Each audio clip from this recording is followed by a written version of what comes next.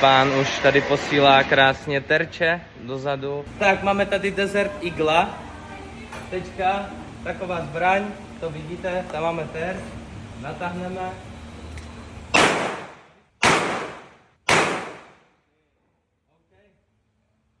Tady máme Chris Vector, má 4 rany.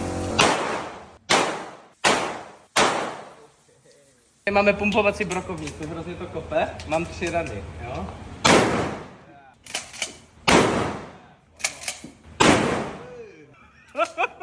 To kope jak svině. OK, tady co teďka učíme, so bye bye.